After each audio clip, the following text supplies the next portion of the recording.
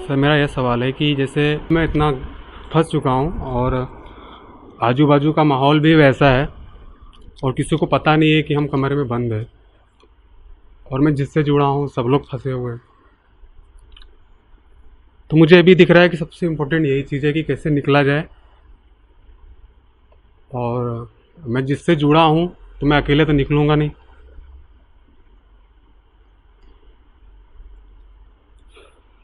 और जब मैं ये ट्राई करता हूँ कि मैं इस पर ज़्यादा ऊर्जा खर्चा करने की ज़्यादा मैं ऊर्जा ख़त्म करता हूँ इसके ऊपर निकलने के लिए, तो लोग बोलते हैं कि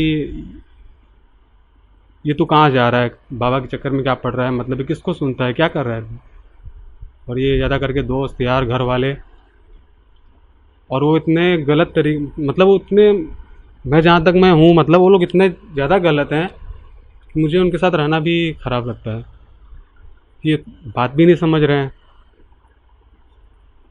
और उस माहौल की वजह से मैं हो सकता हूँ कि कुछ टाइम तक ऊँचा जाऊँ, फिर ये लोग मैं उनको बताऊँ कि भाई ये चीज़ गलत भी है, मत करो, घर वालों या दोस्तों को। और जब उनको देखता हूँ कि मेरे आजू बाजू का पूरा माहौल ही ऐसा है और मैं उठ भी नहीं पा रहा हूँ, तो मुझे लगता है कि यहाँ से हटना पड़ेगा और ये बहुत तनाव महसूस होता है मुझे। तो यही तर्क तो उन सबके पास है ना, जो बंद हैं कमरे में, कैद में।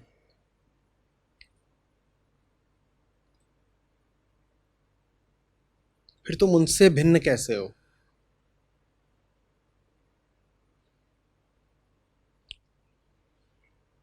पर तुम ये कहने का सुख भी लेना चाहते हो कि वो लोग निचले दर्जे के हैं, मैं उनकी तरह नहीं जीना चाहता। मुझे वो लोग गिरे हुए लगते हैं।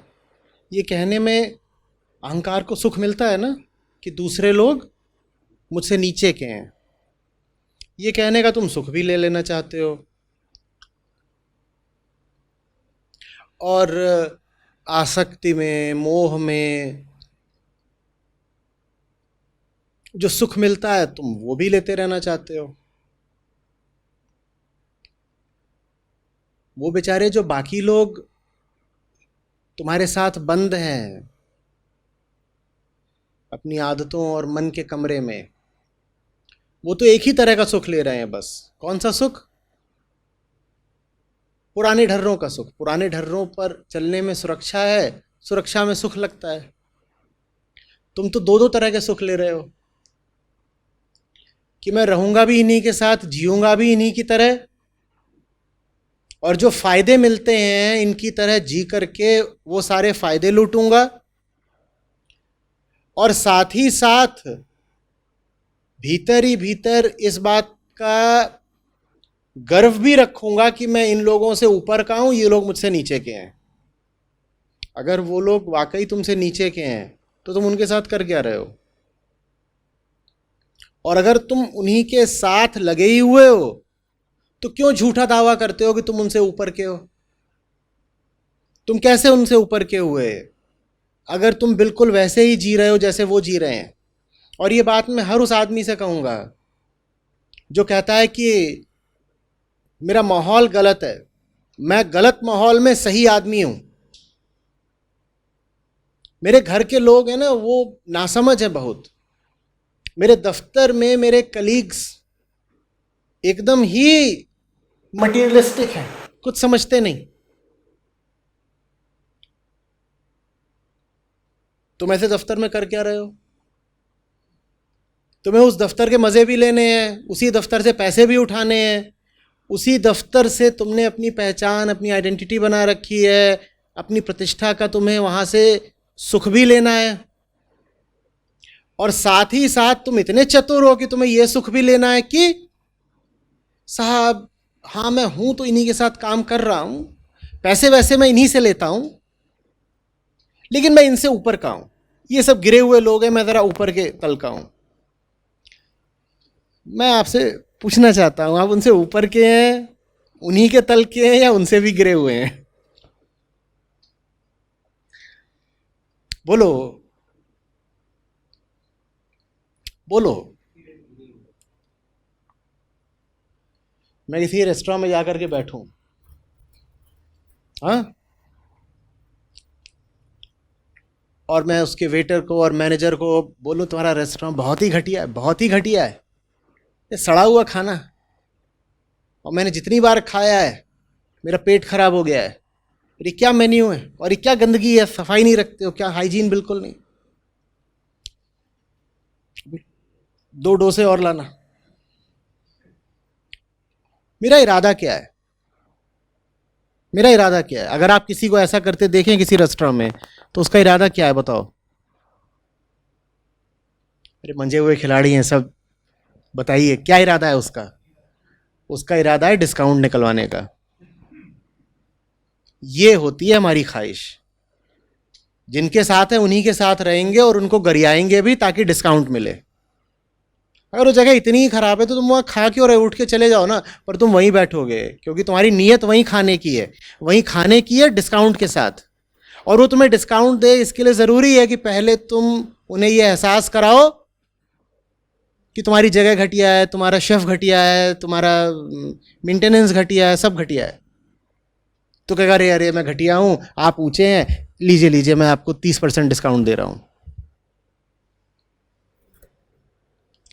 एक बार तुमने जान लिया कि कोई जगह तुम्हारे योग्य नहीं है तो तुम्हारी जिम्मेदारी क्या है, तुरंत अपने प्रति बोलो, बोलो। और कर क्या रहे हो?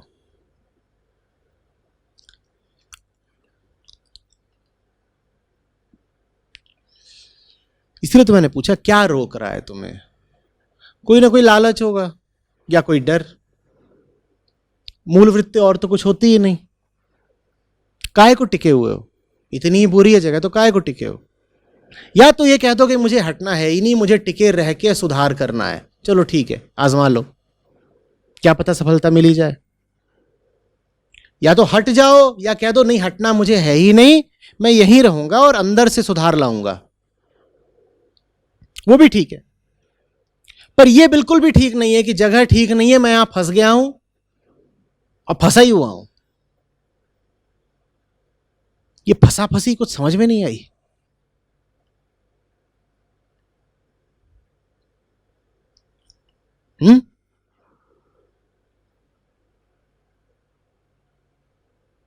क्या बनाया यार, कैसी चाय है? बढ़िया नहीं बना सकते थे?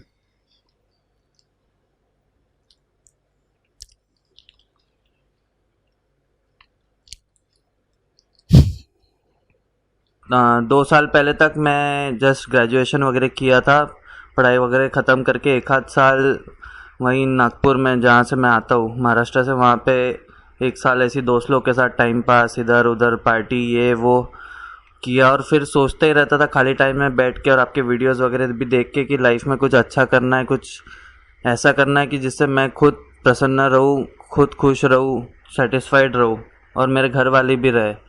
फिर ऐसे ही करते करते मेरे को अपॉर्चुनिटी आई, गोवा की जॉब ऑफ़र आया जहाँ पे मतलब, और वो मेरा एक ऐसा काइंड ऑफ ड्रीम लोकेशन था कि गोवा जैसी अच्छी जगह में जहाँ नेचुरल ब्यूटी है, जहाँ शांति है, जहाँ पीस है, ऐसी जगह में आके मैं काम करूँ। और वो भगवान के नसीब से या जो भी है, मेरे को डायरेक्ट पहला ही ऑफ़र वहाँ का आ गया और मैं मान भी गया उसके लिए।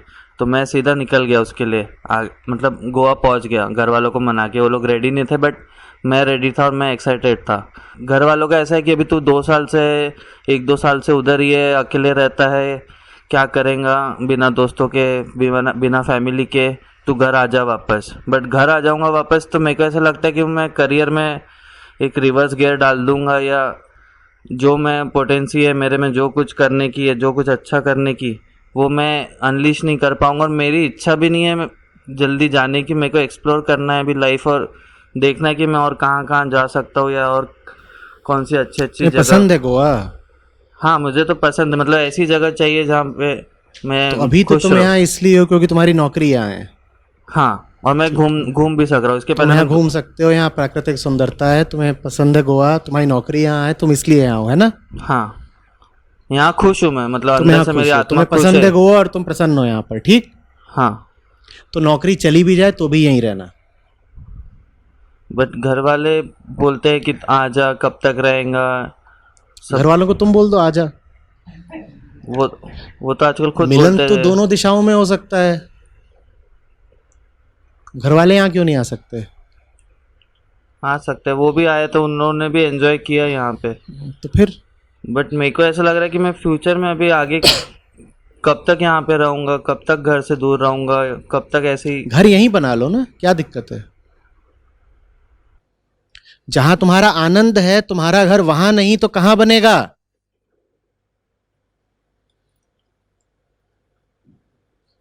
ये हम जंतु किस तरह के हैं, हम सब लोग, मैं भी शामिल हूं उसमें। मैंने भी यही सब गलतियां करी हैं, इसलिए आपसे बात कर पा रहा हूं। जहां तुम्हें आनंद है और शांति है, वहां तुम बस एक पर्यटक, टूरिस्ट की तरह आना चाहते हो, वहां घर नहीं बनाना चाहते।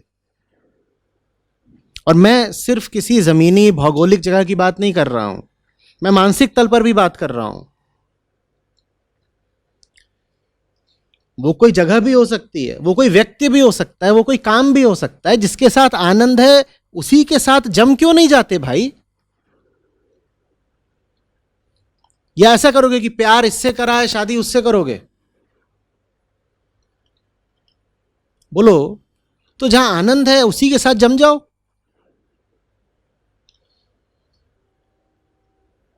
पर हम सब ऐसे ही हैं। दिल कहीं और है, जिंदगी कहीं और है। इसी को तो अहंकार बोलते हैं ना। आत्मा कहीं है और मन कहीं है।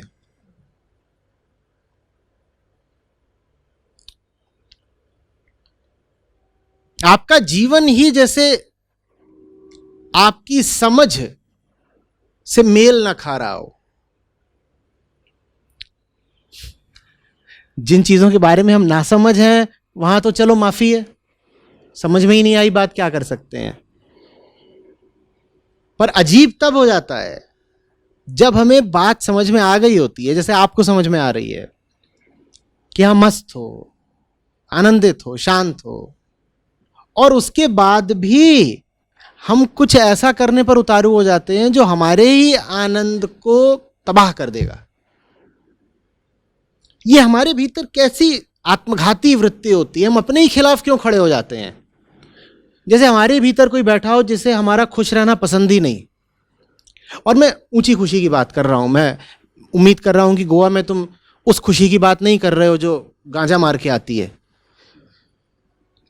हाँ, तुम बात लहरों की कर रहे हो, तुम बात रेत की कर रहे हो, तुम बात सूरज की कर रहे हो और नारियल के पेड़ों की कर रहे हो। हाँ, ये नहीं है कि गोवा मुझे पसंद ही इसीलिए है कि गांजा। तो जहां तुम्हें ऊंची खुशी मिल रही है, ऊंची खुशी वो जिसके साथ शांति चलती है, जिसके साथ आजादी का अनुभव होता है, जहां तुम्हें ऊंची खुशी मिल रही है, तुम वहां बस ही क्यों नहीं जाते? कौन सी मजबूरी है भाई?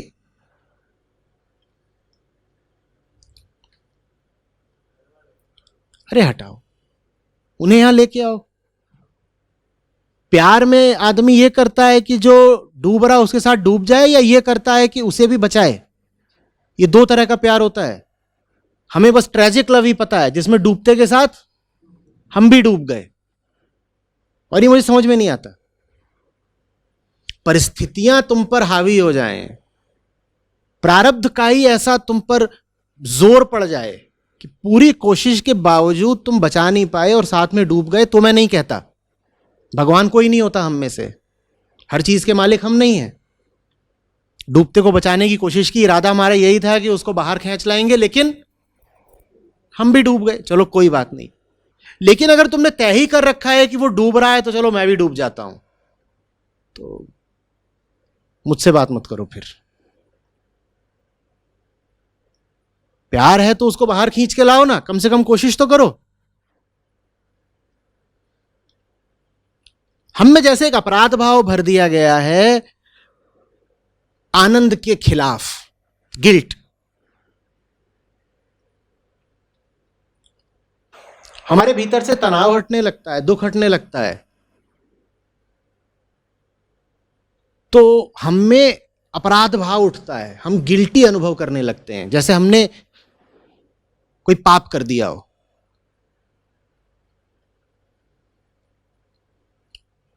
वजह भी रही है। पारंपरिक रूप से हमने दुखी लोगों को बहुत सम्मान दिया है। जो ही दुखी दिखा उसी पर ध्यान देने लग जाते हैं, उसी को सम्मान देना शुरू कर देते हैं। ये बात सिर्फ समाज में चल रही होती तो फिर भी ठीक था। बड़ी दिक्कत ये हुई है कि ये चीज अध्यात्म में भी आ गई है।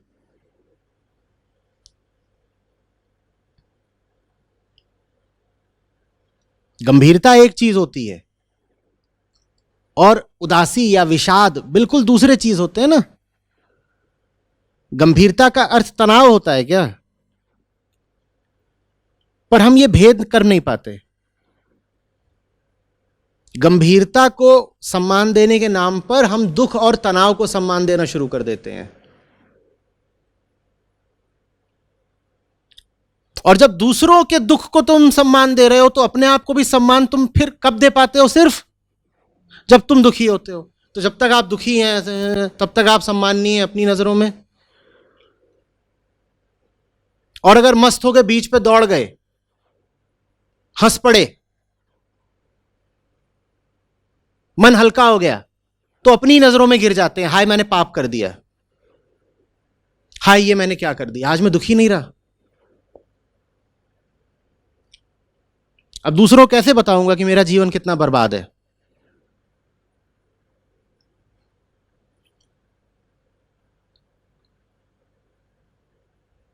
और जो दुखी होगा, जिसने ठान ही रखी होगी दुखी रहने की,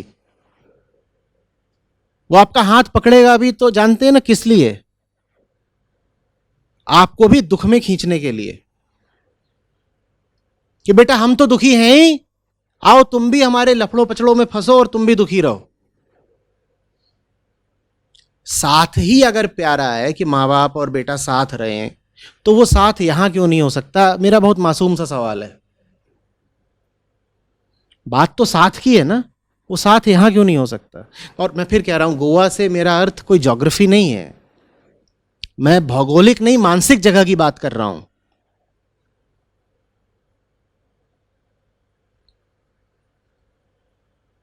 दो तरह से गले मिला जा सकता है।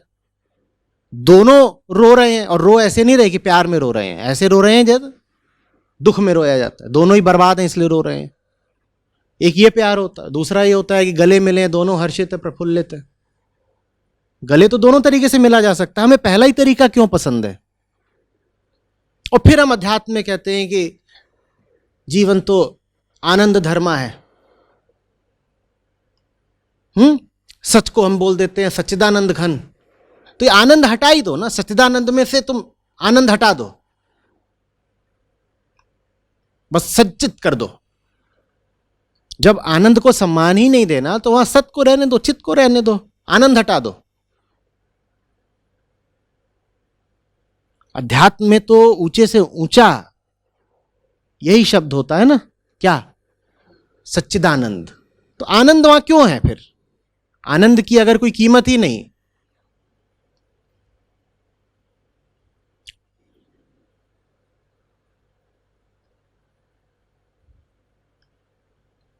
कभी सोचा है ये जितने सब सन्यासी बनते हैं, क्यों ऐसी परंपरा रही है कि अपने नाम के साथ आनंद लगाते हैं? देवानंद, तेजानंद, कुछ भी नाम ले लो, रोहितानंद, केशवानंद,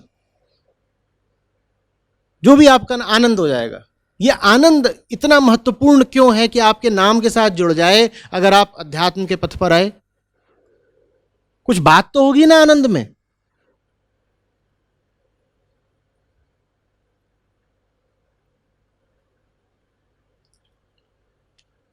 नहीं, अपनी दुर्गति करानी है, जैसे दुर्गति में ही कोई मूल्य हो।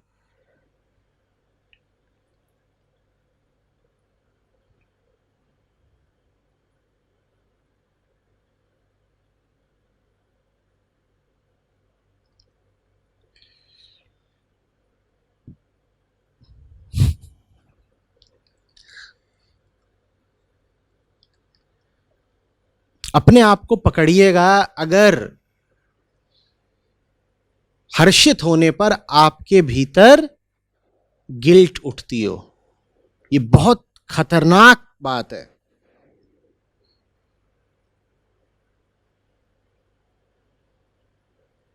अगर आप सहज रूप से खुल के हंस पड़ते हो और फिर अचानक आपको लगता हो अरे ये मैंने कुछ गलत कर दिया क्या, तो ये बहुत गलत, बहुत खतरनाक बात है। और यहां दोहराना जरूरी है कि हम उस खुशी की बात नहीं कर रहे हैं जो मच्छी मार के खाने पर मिलती है गोवा में। यहां खूब चलता है मांसाहार, एक खुशी वो भी होती है, हम उस खुशी की बात नहीं कर रहे हैं, हम सहज आनंद की बात कर रहे हैं। सहज आनंद के खिलाफ अगर कोई आपके मन में बैठा है तो सावधान रहिए। सहज आनंद कोई दोष नहीं है, कोई पाप नहीं है, बल्कि बड़े से बड़ा पुण्य है वो।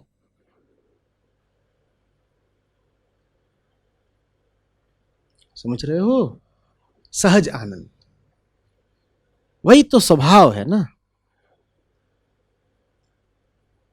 पूछते हैं आत्मा का रूप बताओ तो बोलते हैं आनंद स्वरूपा है वो। आनंद नहीं सुना? तनाव स्वरूपा है, दुख स्वरूपा है, सुना? फिर वास्तव में मुक्ति और आनंद बिल्कुल एक साथ हैं। क्यों? क्योंकि दुख से ही तो मुक्ति चाहिए होती है, और काहे से?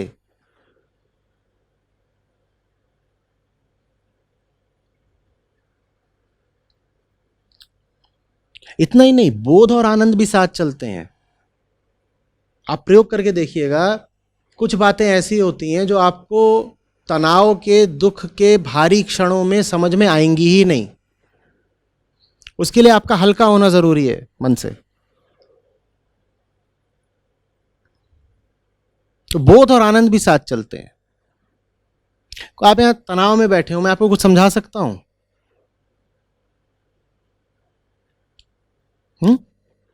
फिर तो ये दो तरह की गलतियां, एक ये कि आनंद को खुशी समझ लो, वही घटिया तरह की खुशी, गांजे वाली और मच्छी वाली। एक ये गलती है। ये गलती वो सब करते हैं जो अपने आप को हिडोनिस्ट बोलते हैं, जो बोलते हैं साहब हम तो खुशी राम है, या हैप्पी सिंह है ना। और वो बहुत खुशखुशी नजर आते हैं, वो होते ही हैं खुशी के पुजारी, पर उनकी सारी खुशी कहां से आ रही होती है? अहंकार को फुलाने से, घटिया कामों में लिप्त होने से, दूसरों को दुख देने से, अपने आप को ही झूठ में, भ्रम में, माया में रखने से। तो एक गलती यह है कि तुम गलत तरीके से खुशी हासिल करो, और इसी के बराबर बड़ी गलती है कि तुम आनंद को ही अपने जीवन से बाहर कर दो और कहो कि बताया था ना गुरु लोगों ने कि खुशी घटिया चीज होती है, तो अगर खुशी घटिया चीज होती है तो फिर अच्छी चीज कौन सी होती होगी? दुख। तो हम तो साहब जीवन दुखी बिताएंगे। नहीं, खुशी घटिया नहीं होती, घटिया खुशी घटिया होती है। यह अंतर करना सीखिए। जीवन आपको दुखी रहने के लिए नहीं मिला है। आनंद आपका अधिकार है और आपका कर्तव्य भी। आनंदित रहो, आनंद बांटो। समझ में आ रही बात? लेकिन आनंद आनंद होना चाहिए। हम आमतौर पर जिसको खुशी, प्रसन्नता कहते हैं, हैप्पीनेस या प्लेजर कहते हैं, वो बहुत हिंसक और घातक चीज होती है, वो आनंद नहीं है। इसीलिए तो आनंद और प्रसन्नता दो अलग अलग शब्द हैं। इसीलिए तो जॉय हैप्पीनेस नहीं है। तो एक तरफ तो घटिया हैप्पीनेस से बचना है और दूसरी तरफ जॉय का आशिक रहना है। एक से बचना है, दूसरे के पीछे पीछे जाना है।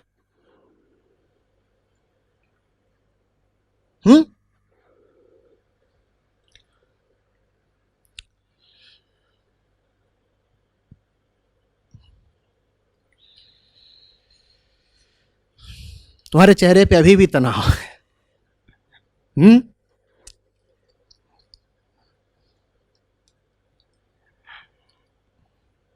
आपका दोस्त होने काबिल वही है जो आपको आनंदित देखकर आनंदित हो जाता हो। आपकी जिंदगी में, मैं सावधान कर रहा हूं, ऐसे भी लोग होंगे जो आपको आनंदित देखते होंगे तो खतरे में पड़ जाते होंगे। उनके लिए ये एक खतरे का संकेत होता है जब आप आनंदित हो जाए, क्योंकि आनंदित आदमी, जानते हो ना, खतरनाक हो जाता है। कैसे? हमने कहा था आनंद और मुक्ति साथ साथ चलते हैं।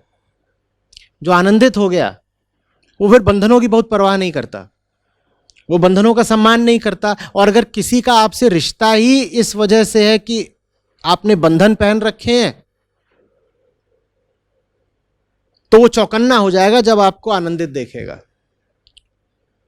आनंदित हो गए आप तो जल्दी ही बंधन उतार फेंकेंगे। आपके जीवन में जो भी ऐसे लोग हों जो आपके आनंद में सहभागी होते हो, आपके आनंद का वर्धन करते हो, उन्हें और निकट लाएं। और जिनको आपके आनंद से खतरा होता हो उनसे राम बचाए, और उनको भी राम बचाए। समझ में आ रही है बात?